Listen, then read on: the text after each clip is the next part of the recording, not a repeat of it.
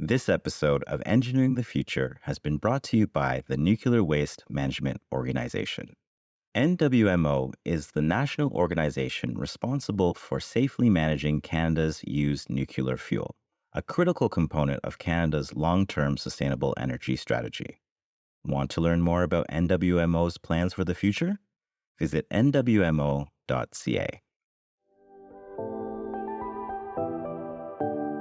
This podcast is brought to you by OSPE, the Ontario Society of Professional Engineers, the advocacy body for professional engineers in the engineering community in Ontario. Welcome to Engineering the Future, a podcast brought to you by the Ontario Society of Professional Engineers. I am your host, Jerome James. At OSPE, advocacy is our cornerstone, driving us to create change and progress within the engineering community. To fulfill this commitment, we've established 5 task forces, each focused on conducting research and providing policy recommendations in the areas critical to engineers in Ontario. With us today to explore the ongoing initiatives of OSPE's Sustainable Cities Task Force is Carl Bodimeade, Task Force Chair and Senior Vice President at Hatch Infrastructure. Carl, welcome to Engineering the Future. Hey, thanks very much, Jerome. I'm very pleased to be here. Great. Now let's just dive right in. Can you provide an overview of OSPE's Sustainable Cities Task Force and its objectives? Sure, yeah. So, as you mentioned, the Sustainable Cities Task Force are one of the task forces under OSPE, and our mandate is to really advance and develop environmentally, socially, and economically sustainable communities for Ontario. So we do that by raising the awareness of the role that professional engineers can play in creating those types of cities and communities. And we do that through a number of objectives, initiatives, one being research and analysis, identifying appropriate practices, staying abreast of certain trends, or emerging trends, I should say, collaboration, particularly with the provincial government, but also other stakeholders and the private sector, and then policy advocacy, and that our primary audience is really the provincial government, but also the other organizations which have a role in either the governance or the organization of cities, such as the Ontario Municipalities Association, and also obviously large cities like the City of Toronto as well. Excellent. What motivated you to take on a chair role with this task force? Well, actually, I was part of the environmental task force before OSPE reorganized the various task forces, and found that interesting. But I think the task force at that time was a little bit split between sustainability and climate change. So I think the reorganization of the task force of OSPE certainly fitted well. And due to my interest in sustainability, it seemed to make sense to take on the chair role in the Sustainable Cities Task Force. Interesting. So you had a good experience and wanted to be able to direct the conversation and direct some of the outcomes. Yeah, and contribute to some of these very urgent issues. What are the key priorities and challenges, would you say, in promoting sustainable urban development in Ontario? Well, I think our priorities have to align with the challenges in society right now, and certainly around the GTA and other municipalities in Ontario. The key challenges are growth right now, the housing stock. You need to increase the housing stock due to the fact that everybody wants to move to Ontario. It's a great place to live. And so those are 2 challenges which society itself is dealing with. But how can we encourage those challenges to be met in a sustainable and climate-friendly manner?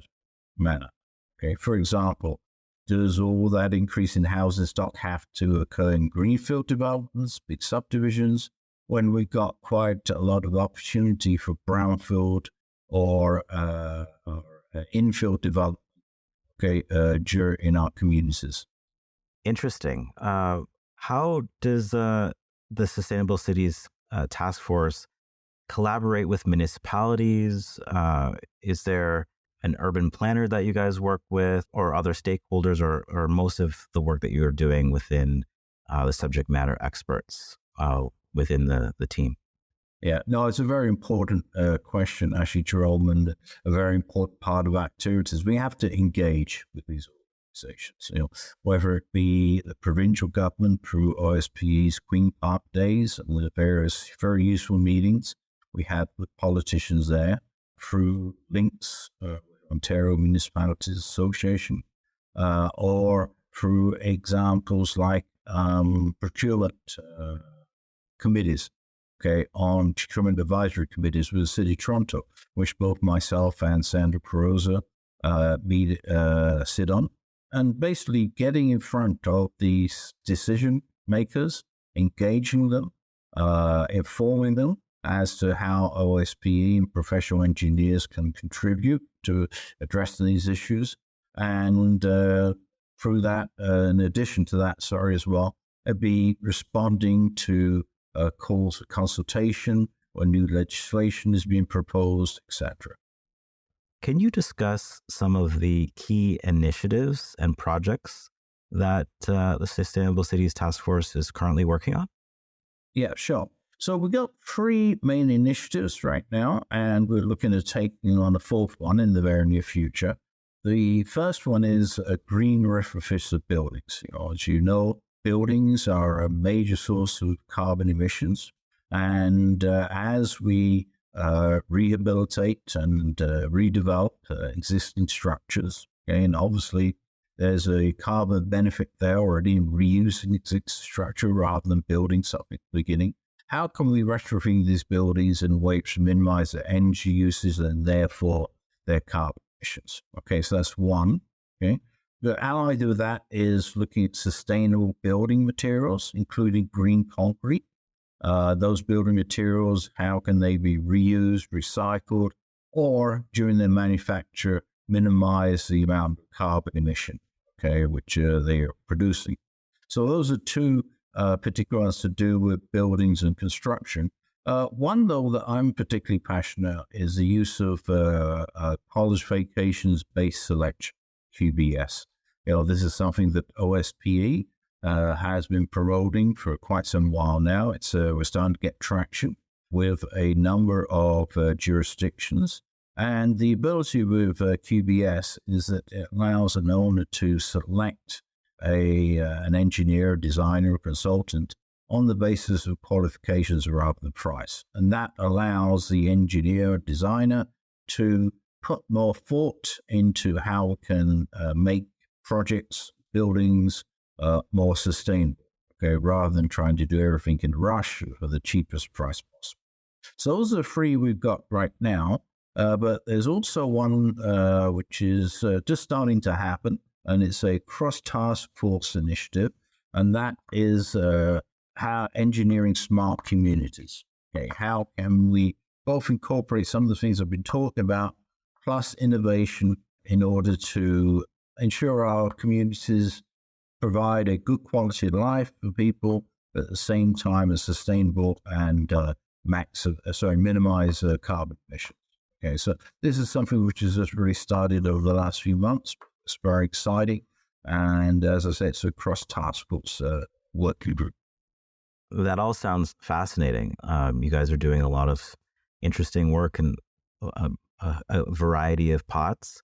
I want to touch on something that you said earlier about advocacy and it being involved in like a Queen's Park policy day. Can you elaborate on that process? How does the task force advocate for policies and practices to promote sustainable transportation, the green infrastructure, environmentally friendly building design, and actually, see that process from ideation to actually potential policy implementation?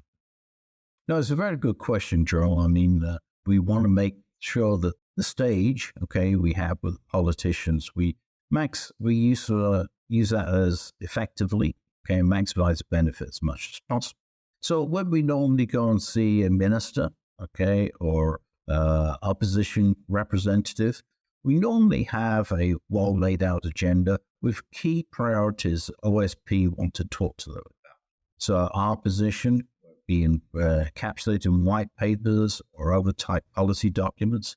And what we really want to do is educate them and inform them as to how professional engineers can assist in developing their priorities and also the priorities that OSPE put forward. So sometimes there's a bit of a discussion as to find a common ground, okay? I mean, these types of advocacy activities work best, okay, when it fulfills the objectives of both parties, okay? Ourselves representing engineers and also the political party that they represent. And, we have been quite successful in modifying, okay, the position in some areas where we feel that perhaps a more science-based approach, okay, would be more effective. That's not to say that we can change policy all the time, okay, but I think we can certainly help the politicians and parties develop appropriate policies and then help them implement. More discussion, more consultation, the better outcomes. Exactly.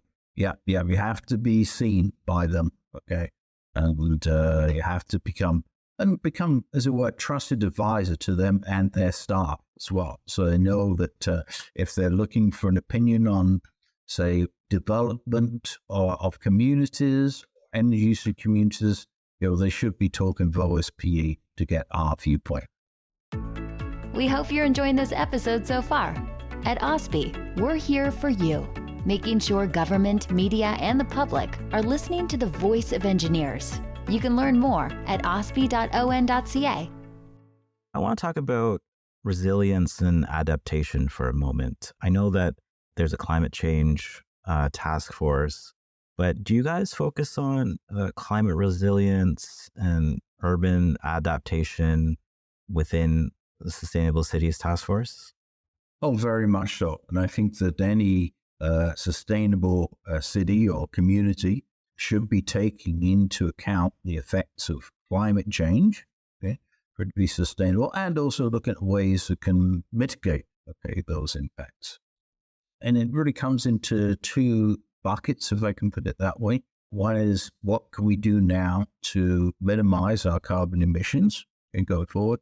And then accepting that the climate is going to be becoming more variable in the future. How can we design our infrastructure and programs to allow to adapt and mitigate the impacts of those climate change? Okay, whether it be reducing the effect of heat islands, okay, allowing appropriate measures to account for more extreme storm events, those types of things. So I think every community now is looking for ways to acknowledge, okay, the effects of climate change, but they really do need professional engineers, as represented by OSPE, to guide them on that process. I definitely agree on that sentiment. And from a policy change perspective, are there specific legislation items that the task force is focusing on, or ideas that you guys want to see changed from a policy perspective currently that you guys have on your purview? Yeah, I touched upon a few already, Jerome. I think QBS, okay, is one which can have large impacts, okay, not just for engineers and designers, but the value, okay, that cities and their residents and other stakeholders can achieve, okay, from engineering services. Rather than just producing a design, how can we make that design more climate friendly? How can we make it more resilient, okay, in the future? QBS is a way of doing that. I know that QBS has been adopted in certain jurisdictions in Canada. I'm not sure if it's only at the Ontario level or at the federal level? Where is that currently in its adoption phase? Well, QBS has been implemented relatively rarely in the past. We are seeing more and more adoption and consideration of it by major organizations. It had been adopted by a few municipalities across Canada previously. It's been adopted by some parts of the provincial government, like MTO, for example. Metrolinx, for example, is also gradually using it, and by some organizations as part of the federal government, for example, Public Government Services Canada. But to say that it is commonly and uniformly adopted either in Ontario or across Canada, we've got a long way to go.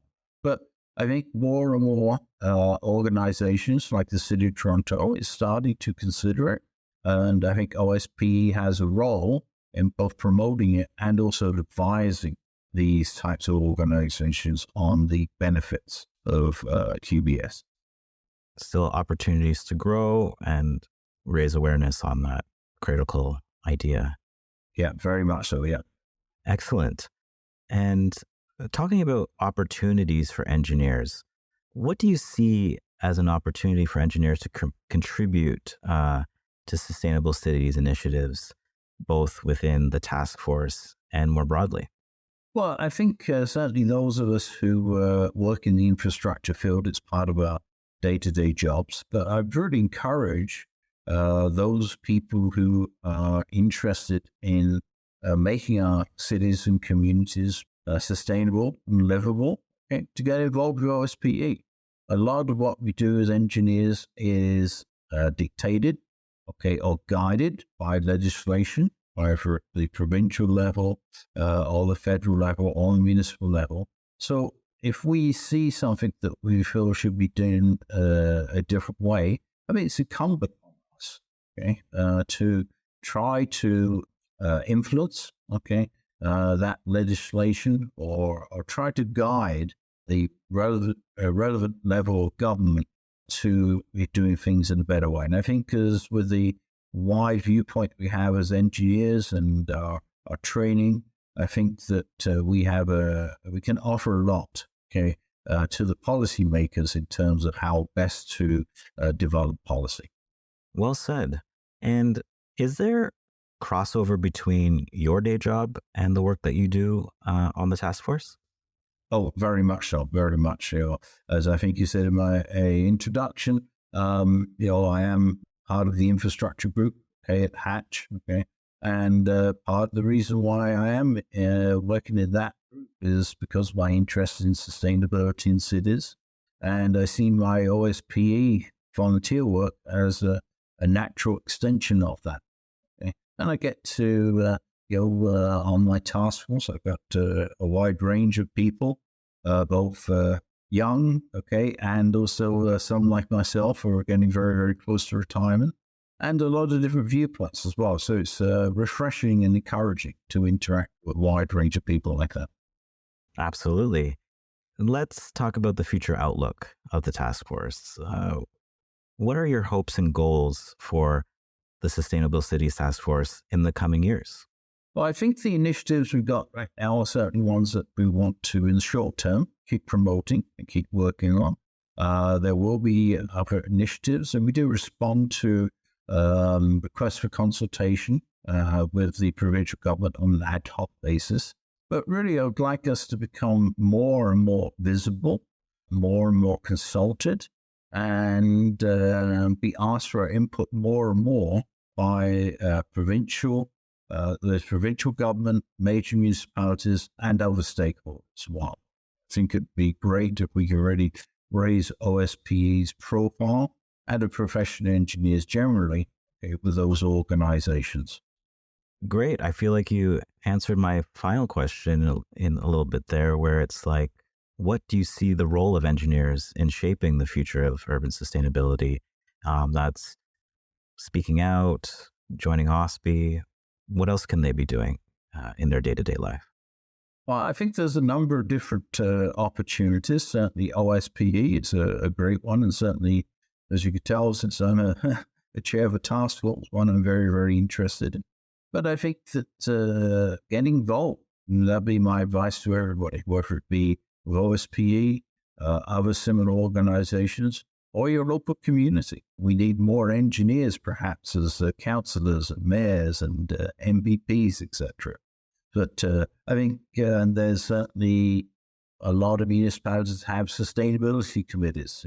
Get involved with your local, regional, municipal official plan consultation. So I think there's an opportunity there, and certainly some municipalities are always looking for engineers and other concerned citizens to contribute.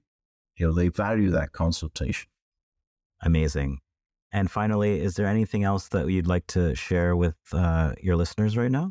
I think I'd just like to put a shout out to the members of the task force already, that we already have, the support we've given by OSPE generally, and the other task force, and to say that we're always looking for people who have a keen interest in sustainable cities, and I'd always be happy to talk with anybody who's got more questions about what our committee does, and perhaps persuade them to join the committee.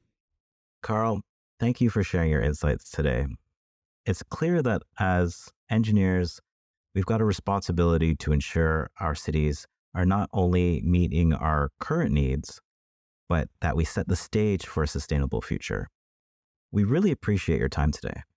Great. Well, thank you very much for the opportunity, Jerome. Nice talking to you.